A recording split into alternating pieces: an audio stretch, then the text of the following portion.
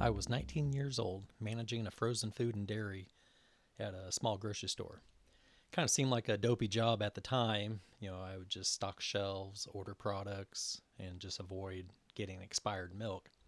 Nothing special, but that job really taught me a skill that would save me hundreds and even thousands of dollars later, in my business journey. This is a skill that most business owners never learn. Today, I'm going to teach you forecasting, not the boring textbook version, but the real world, keep cash in your pocket, don't have pallets of leftover inventory type of version. This is chapter 10. Check the weather from my book, Business is a Journey, Not a Destination, and this journey is your life. With a vacation, you need to check the weather before you embark on your desired destination. Why would you do that?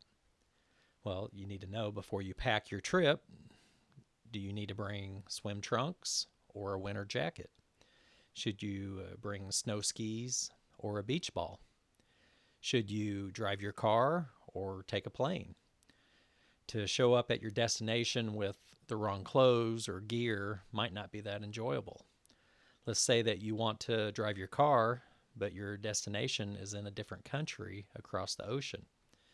Choosing to drive in this case, would interfere with that. It's the same with business. Before you make decisions, you need to forecast what's coming. Forecasting is just basically a decision-making tool used by businesses to help in budgeting, planning, and projecting. Say, projecting future growth. It's to make informed predictions of the future by using historical data while also considering future and unknown territories, where you don't even have the data yet. So forecasting is like planning, but planning implies a course of action, while forecasting simply predicts what will happen. Forecasting must happen first so you know how to plan. With our vacation trip in mind, you would check the forecast to see what the weather looks like, and then you plan your clothing and gear accordingly, knowing that there could be changes. So in finances, forecasting is used for companies to estimate earnings or other relevant data, or planning for big expenses. Warehouses and suppliers, they use forecasting to know how much product to order. Forecasting future sales in a business can help in knowing if, say, more product, equipment, even employees will be needed to meet the forecasted demands. When I was 19, I became a frozen and dairy manager at a small grocery store. This is where I learned that all job experiences will help you in the future if you're willing to learn them. Ordering frozen food isn't too difficult. If too much was ordered, it could actually sit in the freezer for months. It might be annoying to work around, and there was a risk that it could get damaged, but it wouldn't go bad. You just had to protect it from getting damaged as you move stuff around. But on the dairy side, everything was short dated, especially like milk, yogurt, and eggs. And if you weren't careful, you'd have to throw them away, which would hurt your profits. So I had the ordering process down to a science after some trial and error. I found out that, this time of year, milk sales would increase, and this time of year it might decrease. I started keeping historical data, gathering information over months, and I soon to have less expired products because of that. At the time it seemed to be a dopey job, but it went on to help me as I went on to work for a cola company, and where I was managing multiple stores throughout the city with all different circumstances. And then especially helped me when I started owning my own business. I would, go on and see other business owners not have this, and then, say they'd have to buy supplies ahead of time or trying to get a better deal.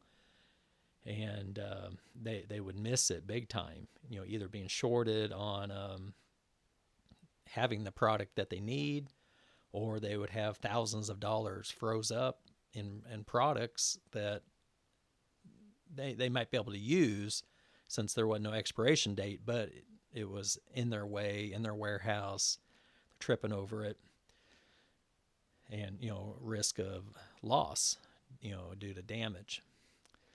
So Mark Twain once said, "Climate is what we expect." This is the historical long-term data, but sometimes weather is what we get. There's a prescribed direction in the planning process, but when surprises do arise, with proper forecasting, even the mishaps, of the weather can be sailed.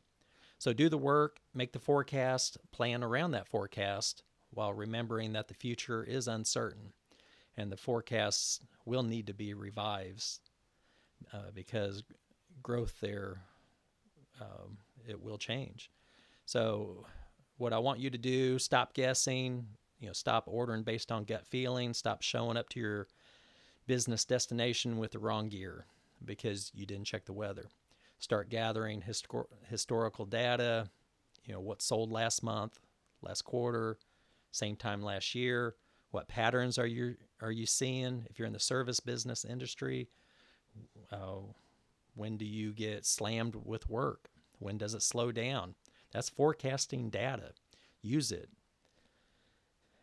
Use it to hire. Use it so your capital isn't frozen in inventory. So forecasting isn't about perfection or perfect predictions. It's using your historical data to make informed predictions.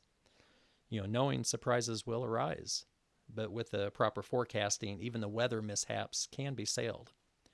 So that dopey job at 19 as a dairy manager taught me more about business operations than most people learn in an MBA program. I learned through trial and error, milk, yogurt, eggs, profit and loss. So you don't need to make, those mistakes. Learn from other people. So there'll be roadblocks in your journey, and times things don't go right, but forecasting will help you prepare for the unexpected. Drop a comment below. What's your experience with forecasting? Ever over-ordered and regretted it? Ever ran out of stock and created an issue? Subscribe for Chapter 11. Do the work, make the forecast, plan around it. This journey is your life. Check the weather before you pack. See you in Chapter 11. Thanks for watching.